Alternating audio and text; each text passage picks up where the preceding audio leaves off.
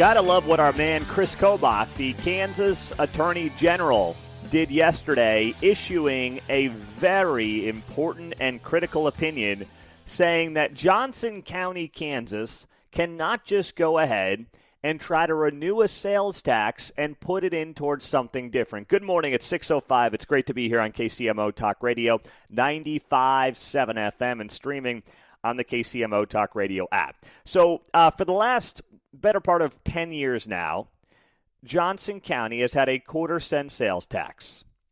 And that quarter-cent sales tax has been used to basically build the courthouse, medical examiner's facility, and, do things like that the voters about 10 years ago said we think is worth doing, right? Well, then they announced this week a proposal to renew that public safety tax. And this time they were going to basically use it towards what they said were public safety items that are already currently funded. Essentially, it was a money grab. They want to keep that quarter-cent sales tax going, even though what it was initially supposed to be used for will have been paid off when it expires, coming up here in like 18 months or so.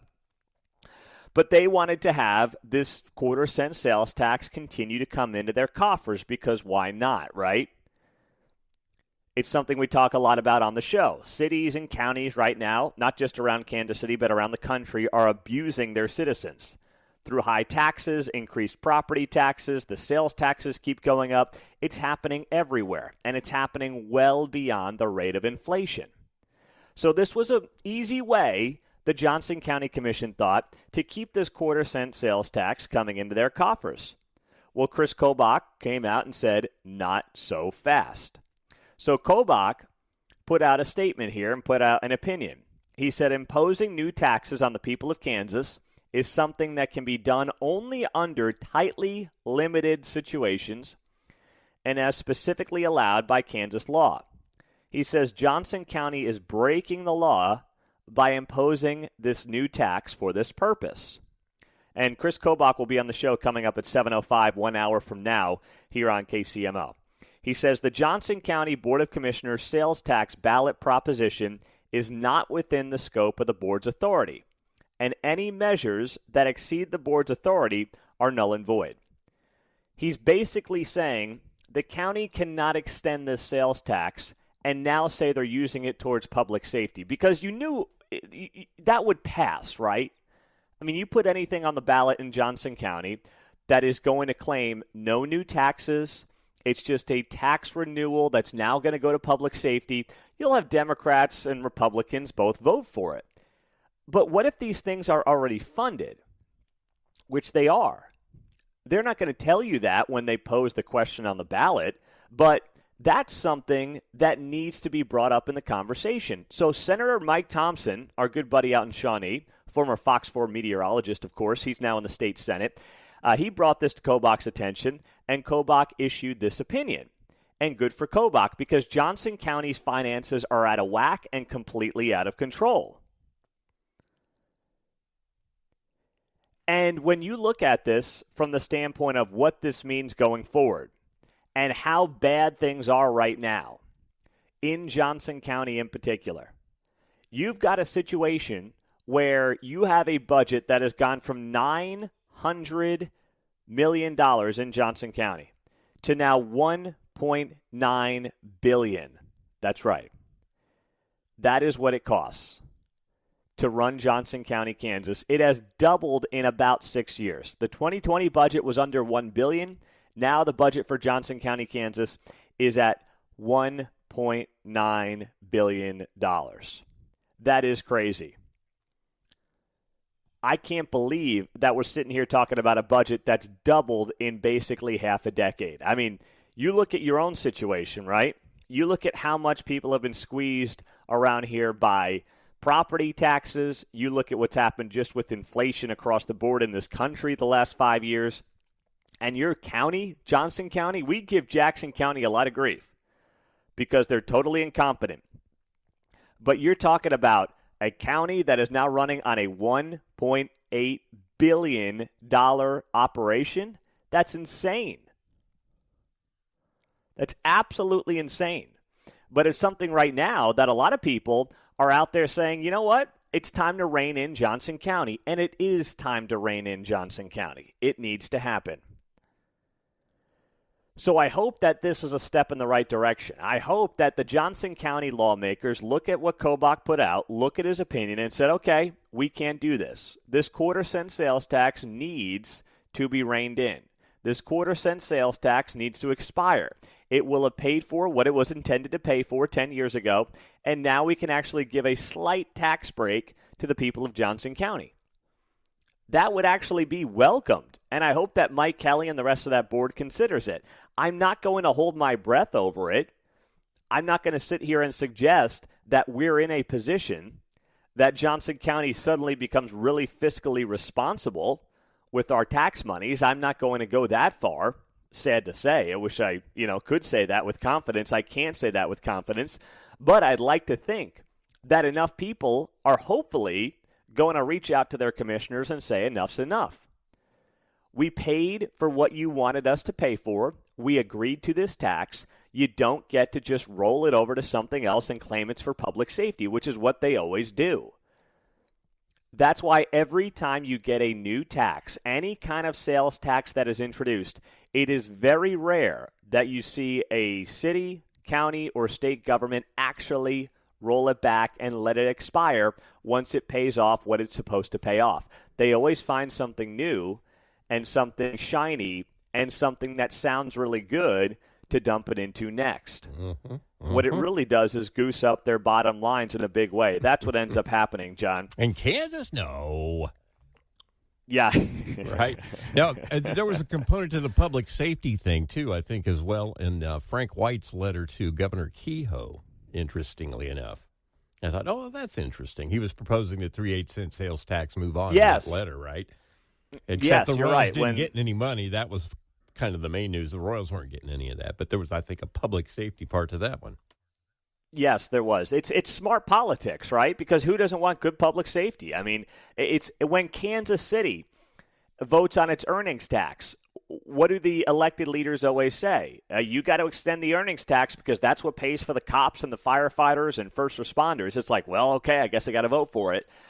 They never say, hey, we waste a lot of other money on this, that, and the next thing, so we could use that theoretically to pay for the cops. But why do that when we can basically hoodwink you into extending a tax on yourselves that we will insist will pay for your cops and pay for your fire and pay for your first responders? It's a great way to get any tax you want passed in a city or a county. Just say it's going towards public safety, and people are going to vote yes because they're really not paying attention. And that in and of itself is a real shame. 913-408-7957. That's how you join us here on KCMO Talk Radio. So Kobach's going to be here in 1 hour. We will talk to him about this opinion he put out there. It's just time to get Johnson County's finances in check because when you've doubled your budget in 6 years from $900 million to $1.9 billion, you really think this is going to magically end at any point with the people in charge in that county? No way. That's not going to happen. But coming up on KCMO Talk Radio, at one of our major area universities, the deadline is coming up to get your pronouns out of your email address. Where and why, we'll tell you next. Well, if you work at KU, you've got until, the end of the month. So you've got about a week left to remove your dopey pronouns from your email signature. I find it more difficult than ever to take somebody seriously who still does the she, her, he, him in their email signature, especially when your name is Bob or Susie. I can kind of understand, I don't know. I don't agree with it because even if you're thinking about, I've got a unisex name, right? I've got a name like Avery. I've got a name like Alex. That could be a boy. That could be a girl. It doesn't really matter. I mean, if your name is Alex and you send an email to somebody and I write back, hi, Alex, and I respond to your email, I don't really care if I'm talking to a guy or a girl. It doesn't matter to me. But in that situation, maybe if I'm in a good mood, I could give you the benefit of the doubt and say, okay, you want to confirm you're a guy or a gal? Whatever. But we are now in a world where people on LinkedIn, I see it all the time on LinkedIn. I get these LinkedIn requests, and if they have their pronouns on there, I just don't accept it. I'm like, you're not a serious person. I'm sorry. I'm not going to sit here and accept your LinkedIn request with your pronouns on there when your name is Bob. Okay, Bob, I knew you were a guy. I see your name. I see your photo. I don't need it. Same thing on the other end with any female. I cannot, in 2025, take that person seriously. There was a several-month window there when everything went woke in 2020 and 21 where people were doing it, I think, in large part just to kind of keep up with the trends. But now you look ridiculous. So a letter from KU Chancellor Doug Girod and other university leaders said that KU would comply with a directive from the Kansas Board of Regents enforcing the provision passed in the legislature's spending bill this year. The bill requires the elimination of DEI positions, that's diversity, equity, and inclusion, programs, policies, and grants, plus the removal of pronouns from email signatures, web pages, Zoom screen IDs, or any other form of university communications. Each Jayhawk contributes to the community of learning and growth that is KU, the letter states. Our community is founded on the respect and support we provide to others.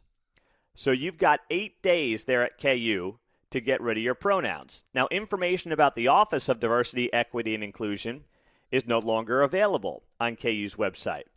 It's been replaced by an Impact and Belonging team. Now, here's the thing. This is where the politicians have to wise up a little bit.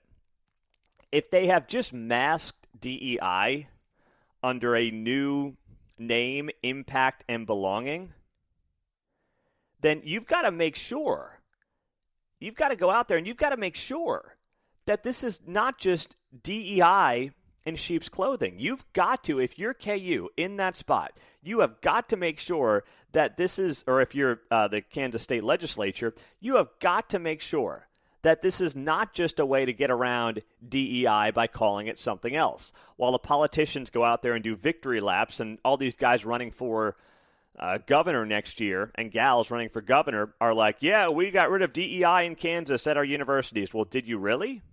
Or did they just name it Impact and Belonging Team instead of their DEI office? A banner at the top of the KU Office of Civil Rights and Title IX webpage, among others, reads, "This content is being reviewed in light of recent changes to federal guidance."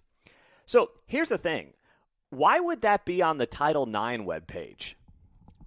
Title IX has nothing to do with any of this.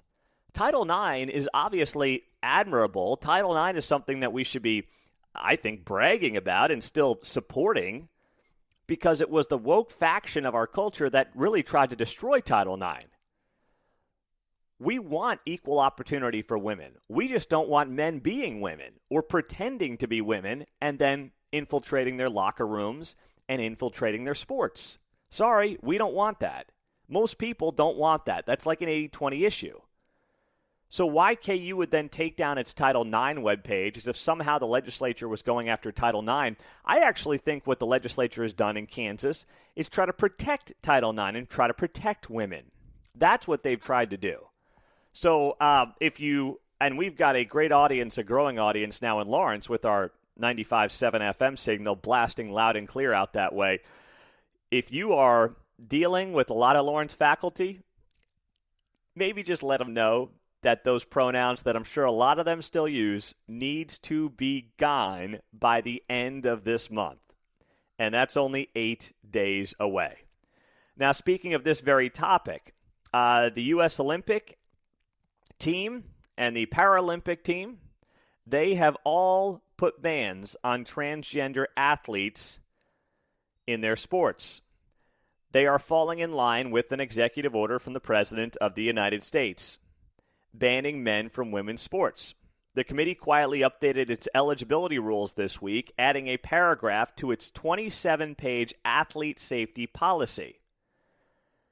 And on this 27-page athlete safety policy on its website, they have included language that implies that it bans men from competing in women's divisions.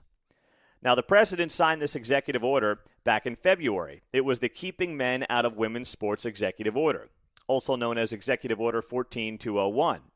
And they now have added that language saying that we will keep women's sports for biological women. What a novel concept. What an admirable thing for the Olympic Committee to do. I'm not going to give them too much credit because all they're doing is abiding by the executive order put out there by the President of the United States. Now, it's not clearly stated how this policy is going to be enforced, and it's unclear whether any American Olympians will be banned from the upcoming 2028 Summer Games happening in Los Angeles. However, a spokesperson told the New York Times that the committee has been having, quote, a series of respectful and constructive conversations with federal officials following the president's executive order. And the committee said it would work with national governing bodies to implement this new policy.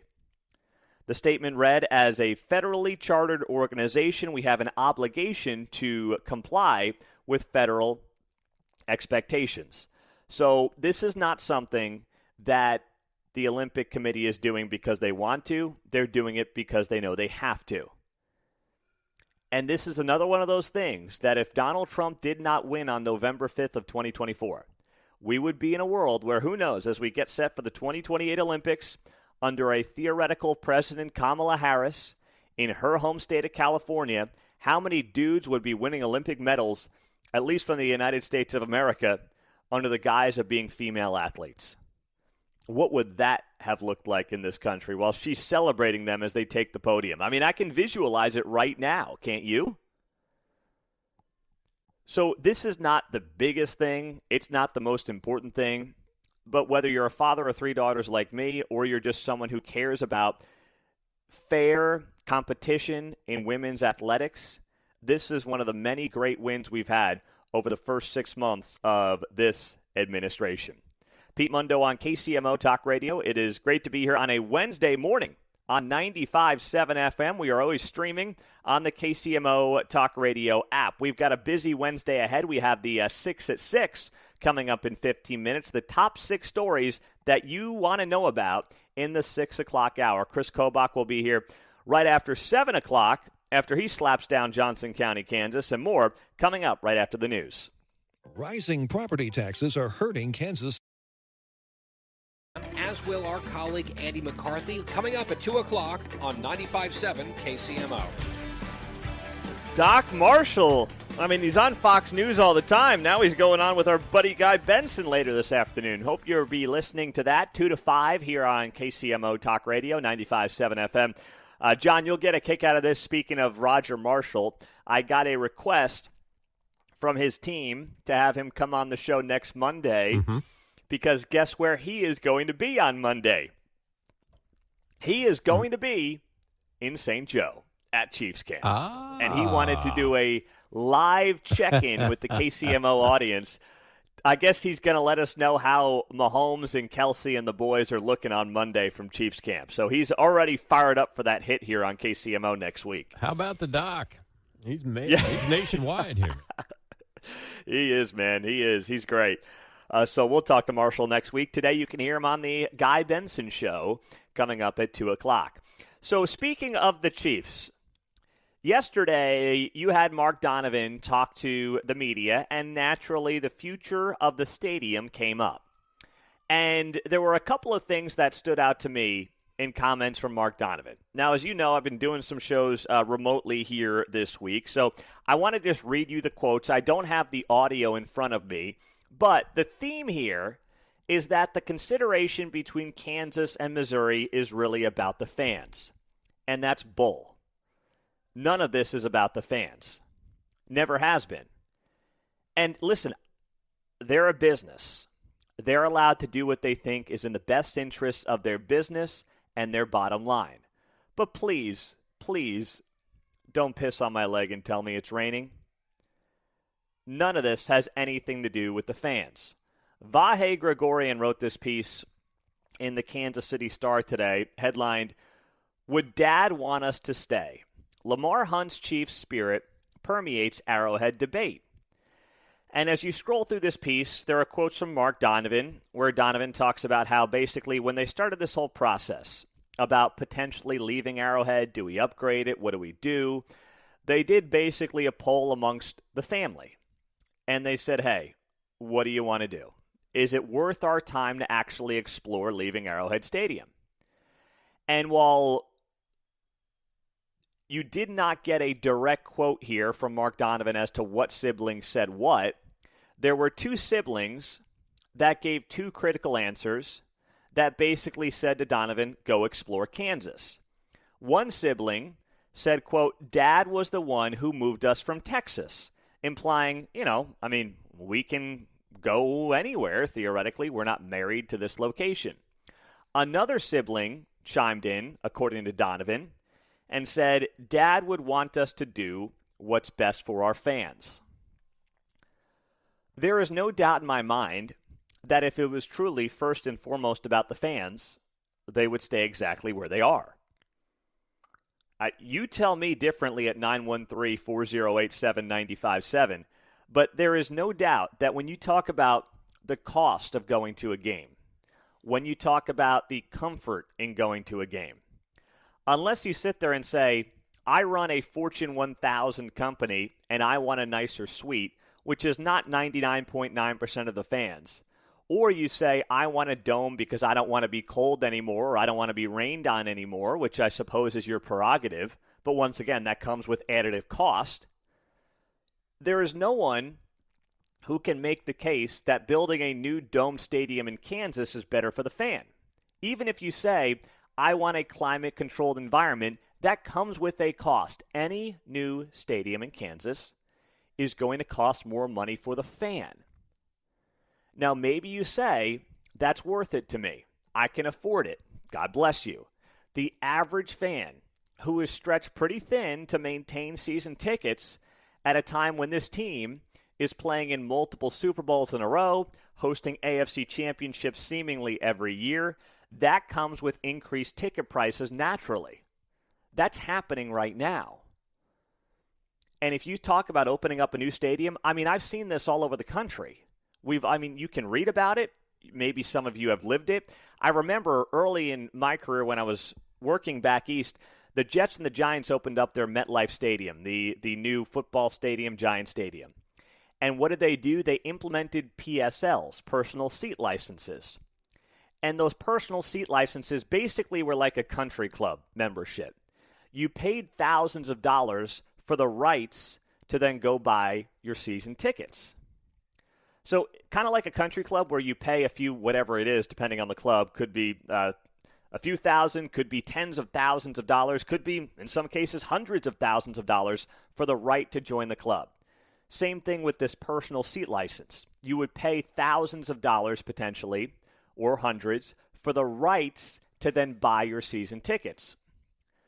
I'm not saying that would happen with a new dome stadium in Kansas, but it's a business model that has been used by professional sports teams, especially football teams, all over the country. It's not just teams in major metropolitan markets that have done this. So it's one of those things that you have to look at. And honestly, if you're caring most about the fan, you don't even think about leaving. You stay where you are, especially with this new offer from the state of Missouri that says up to 50% of the stadium you can bond out, and basically tax revenues from your stadium will pay off those bonds. When you talk about upgrading Arrowhead Stadium and you kick that in and you talk about potentially extending a sales tax, you're in a great spot if you're the Kansas City Chiefs to do what you want to do at Arrowhead and also take care of your core fan in the process. But it's a business decision, and I'm okay with it being a business decision. Just tell us what it really is. Be honest about the fact that this is business first and foremost. That's it. It's business. It's not about the fan. And I'm sick of the insinuation that any of this is about the fan, because it's not about the fan. It's not about the casual fan. Maybe it's about the top 1% fan, but it's not about the everyday fan that's been there at Arrowhead through good times and a lot of bad times over the years before the last half decade or so, and has supported this team and spent time and spent money and resources and saved to go watch the team that they've loved for the better part of 60 years. So I've been done for a long time being gaslit, and I really respect the family, and I respect what Mark Donovan is doing on this front. I just don't like being told something that is clearly not true. It has never been. These decisions are not done and decided on based on the average fan. If they were, this decision would have been made a long time ago, and it would have been a very obvious decision to have made. But it's the same thing with the Royals. Whether it's North Kansas City, Overland Park, Legends, it doesn't matter. Same exact thing. It is a business decision to figure out where they can go to keep revenue streams increasing in a diverse set of ways. And that's fine. That's their prerogative. I'm not saying they can't do that. But it's not tied into what is in the best interest of the fan today in Kansas City. And this conversation never has been about any of that. Our text line is 913-408-7957. Pete, I gave up my Chiefs season tickets because going to one Chiefs game is the same price as my season tickets to Oklahoma State football. Wow. I mean, go make sense of that, right? I get it. It is not cheap. And they keep going up, whether it's single game or season tickets. And by the way, when you've got not the reigning Super Bowl champs, but you've got, I'll say, the best franchise in the NFL right now, that's supply and demand. That's capitalism. I don't mind it one bit. But if you think those prices stay steady, if you think that they don't keep going up, and becoming more unaffordable in a new stadium on the Kansas side, you're kidding yourself. You're kidding yourself. And by the way, I know Oklahoma State had a garbage football season last year. They went 0-9, but Oklahoma State's been a top 15 program in college football for 15 years. Last year was a total debacle for Mike Gundy as a former Oklahoma resident who follows Oklahoma State football. Stillwater's a great place. They were terrible last year, but still, that is very telling. One Chiefs game, the same price as season tickets to Oklahoma State, a top 15 program in college football for the better part of a decade and a half. Go make sense of that. Coming up, the 6 at 6. Top 6 stories in the 6 o'clock hour we'll get to next on KCMO Talk Radio 95.7 FM. So 3 U.S. senators, all Democrats, are demanding answers over Delta Airlines' planned expansion to use artificial intelligence to set individualized fares, insisting that the strategy is fraught with privacy concerns. This is Ruben Gallego, Richard Blumenthal, and Mark Warner, all Democrats who sent a letter this week to Delta seeking additional details of plans to deploy AI-based revenue management technology across upwards of 20% of its domestic network in a matter of months. So what does this mean? Basically, Delta will use AI in part to figure out how much you're willing to pay, like you individually are willing to pay for a flight. And they will set those prices using AI based on, I guess, all the information they have on you and about you on the internet to figure out whether or not you'll pay $100 or $200 or $300 for a flight from Kansas City to wherever. Now, they've used dynamic pricing for a long time, right? But it's usually based on supply and demand. Like if they know that Kansas City to Dallas, this specific flight's not selling, but Kansas City to Atlanta is a hot ticket right now for whatever reason, they're going to increase the price to Atlanta, as they should. And they will decrease the flight to Dallas, as they should. That's supply and demand. Because what they need is as many bodies on that plane as they possibly can get. Every empty seat is just losing money. So it makes sense for them to figure out how they're going to go about developing a plan to get as many people on as many flights as possible. But artificial intelligence trying to be used to determine individual pricing, or what they're calling surveillance-based price setting, is such an invasion of privacy. Because the only way that they can figure out what you've paid or what you're willing to pay for something is by somehow having the information on what you've paid for things previously. I mean, is it basically, hey, if you shop at, I'm just going to think of an example. If you shop at, let's say, Target over Walmart, which is perceived to be a step up in some people's minds, you're going to get hit for another $50 on a flight? And how would they even have that information at Delta? Where would they get that information from? So it doesn't matter to me that you've got Democrats who are right now sounding the alarm on this, because this is totally ridiculous. I mean, where do you draw the line on this? Is Hy-Vee now going to start charging you more for bananas if you've got more money than someone else? I mean, the price of any product or good should be based on what the market will bear in large part, right? Whether it's food, whether it's clothing, or whether it's airline tickets. But you've got Delta now bragging.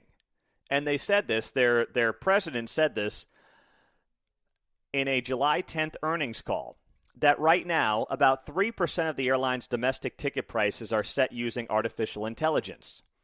But they want to reach up to 20% of their ticket prices being set by AI come the end of 2025. The president saying, quote, "We're in heavy testing right now. We like what we see. We like it a lot, and we're continuing to roll it out. But we're going to take our time and make sure that the rollout is successful, as opposed to trying to rush it and risk that there are unwanted answers in there." I mean, that is an absolute disaster waiting to happen. And someone's got to be the person or the persons or the politicians that say, hold on, who's protecting the regular people here? Like, I'm all about the idea of a capitalistic free market. But this is one of the many concerns that comes with AI. How much of our private information is out there that Delta can somehow get its hands on to determine the cost of a flight and a ticket on their airline based on individualized dynamic pricing? Not marketplace dynamic pricing, but individualized dynamic pricing. That is a major concern. On the text line, Pete, if you have a Delta American Express card, I bet they could probably look at your statements and try to get a handle on how much you would be willing to pay for a specific ticket. That's an excellent point. I guess I won't be getting one of those anytime soon. Drop out of those clubs, kids. Right? They're tracking your miles and stuff. I'm like, hey, this guy will pay. Yeah, exactly right. I mean, They'll whoa, this guy, he's got a $20,000 monthly bill with the Delta credit card. Oh, boy, he'll pay whatever for a flight to Dallas or Atlanta or Los Angeles. You know what? Exactly. So there's nothing about this that I like. And if it's Democrats who want to lead the way on pushing back on it, you know what? I'll have their back.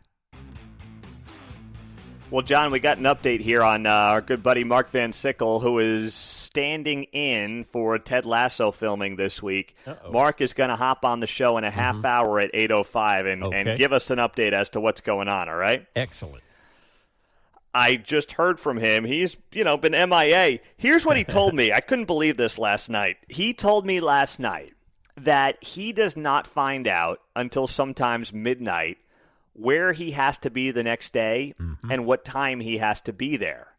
So it's like they don't expect this guy to sleep. He got home at 10 o'clock last night, and he has to wait for an email that will tell him where he has to be. And it's not like it show up at 10 a.m. Like yesterday, he was up at 5, 6 in the morning, which, I mean, he's up every day at that time, but he doesn't know where he has to be. So what he said he was going to do last night was set his alarm for like 3 in the morning and then look at his email to then figure out where he has to be and then go back to sleep. I mean, this is borderline abuse by these Ted Lasso people. Seemingly, because the TV stations seem to know where they're going to be. Well, that's a good point. They have reported where they're at today, and that will be a drive for Mark for sure. Yeah, that's true. I don't know if he's getting paid mileage though on this gig. I'm sure he's not. He'll make more money with that if so. Yeah, yes, he'll do just fine if he gets some mileage money out of this gig. I'm not sure that's going to happen, but our own Mark Van Sickle, producer extraordinaire here at KCMO, who has been working as a stand-in for the Ted Lasso filming this week around Kansas City, is going to join us at 8:05 this morning for an update to find out what exactly he has been up to. Garner's doing great work back in the studio. It just so happens I am on a remote location this week. So a lot of moving parts here around KCMO, but we're making it work.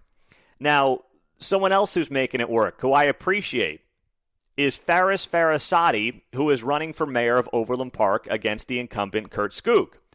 Okay, that's not some endorsement. I don't get into that stuff on the local level. Both guys will be welcomed on this show as the Overland Park mayor's race heats up in the months to come.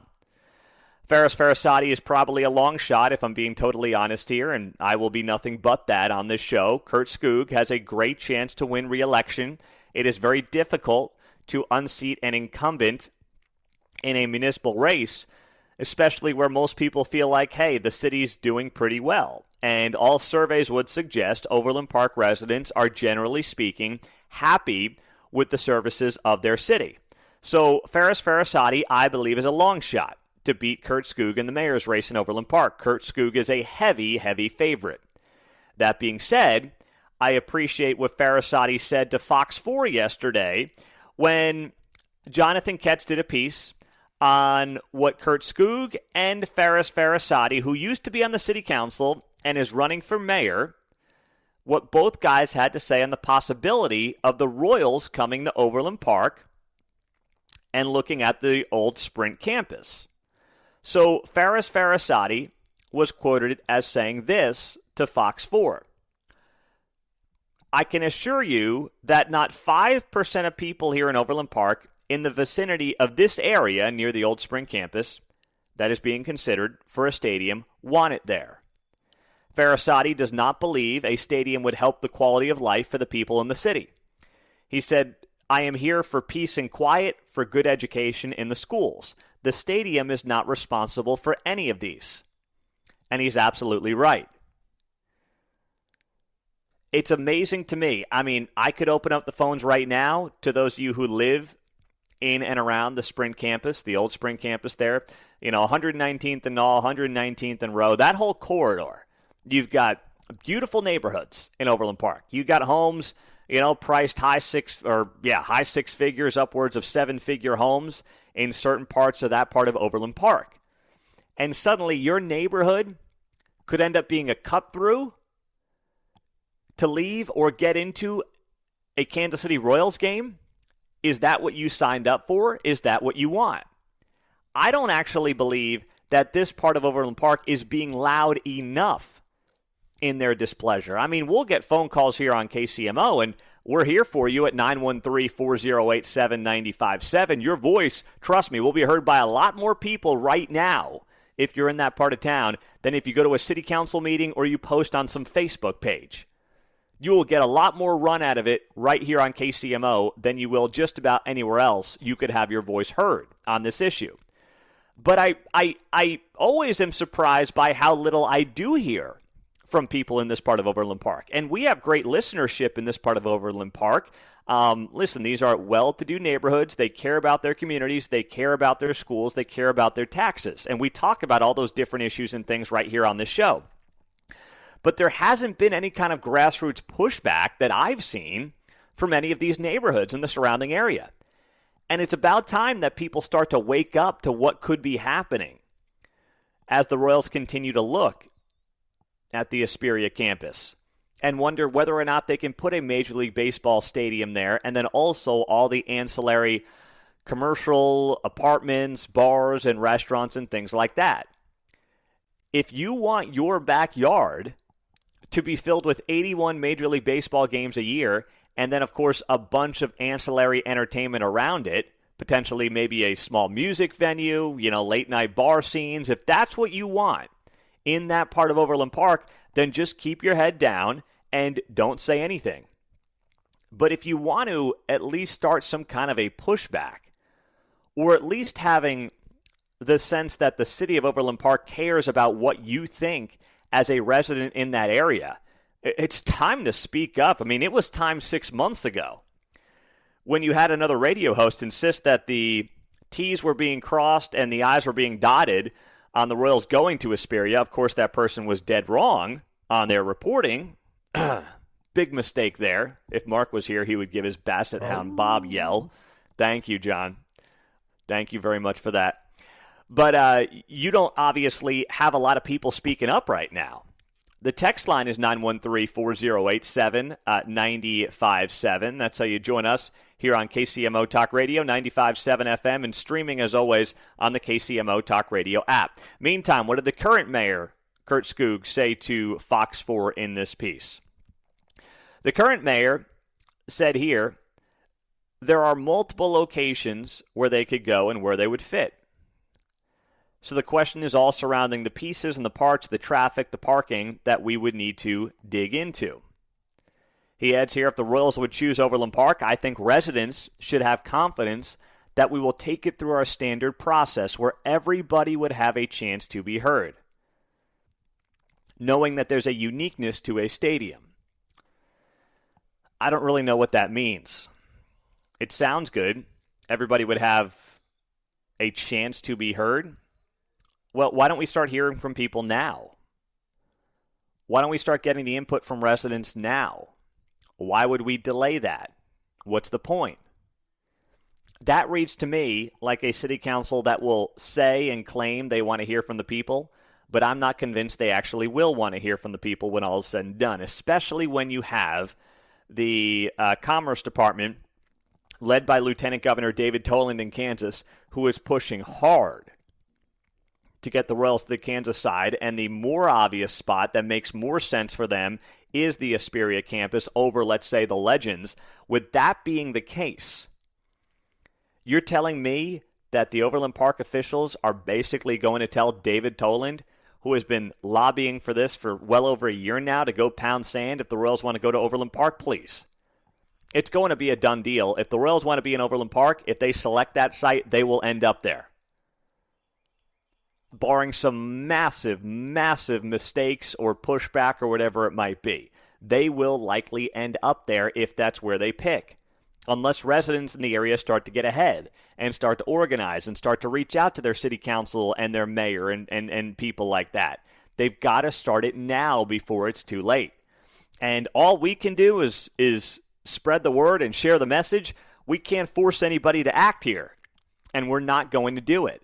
But I just have been surprised by how quiet people in that part of Overland Park have been on this issue so far. 913-408-7957. On the text line, Pete, I do want it in Overland Park, ... because I live in Kansas City. Well done. That's, of course you do. Oh, Pete, the Overland Park government only cares about themselves and their developer benefactors and not the residents of OP. All right, well, if that's the case, then the residents have to step up to the plate. They got to get it going. Same thing could be said about Wyandotte County, says one texter. We don't want the Royal Stadium either. We want them to stay on the Missouri side of the state line. Yeah, but here's the thing, right? For these local governments, they believe that this will bring a massive windfall of revenue their way. And just like we talked about earlier with Johnson County, which has doubled its budget in half a decade, Johnson County, Kansas was running about a $900 million operation back in 2020. Johnson County, Kansas for 2026 is now a $1.9 billion operation. They have more than doubled their budget in basically half a decade. When you're that addicted to the taxpayer's teat, you've got to figure out every way possible to get more revenue flow into your coffers. When you want to grow big government, you've got to pull out all the stops. And that's why, whether it's Johnson County or Overland Park, there's no evidence to suggest they would suddenly say to the Royals, thanks, but no thanks. 913-408-7957. On the text line, our Overland Park Council does not listen to the residents at all. I've personally given up on this city council. They closed our city pool last summer. They have not listened to us. They sent us a survey they send us survey after survey, so they feel like we are being heard. They do not care about our wishes. That is certainly not the pitch that Overland Park gives when they share these survey results. But you know what? I'm not saying that you're wrong on the text line. I'm just saying I have not seen the evidence that Overland Park residents have put their foot down and said enough is enough. I have not seen that evidence based on reaction on this show. I have not seen it based on any other surveys that have been put out there. Even though I do have questions about how much they're spending and their growth when it comes to their budget and their property taxes. I have a lot of, and obviously their deals with developers, whether it's Black & Veatch or who knows what they try to put together here for the Royals. I do have questions about that. But they can come back and say, hey, the residents love the job we're doing. 913-408-7957. We'll get that Mark Van Sickle update just after 8 o'clock as he continues with day 4 as a stand-in on the filming of Ted Lasso. Don't miss it right here on KCMO Talk Radio. If you've been dragging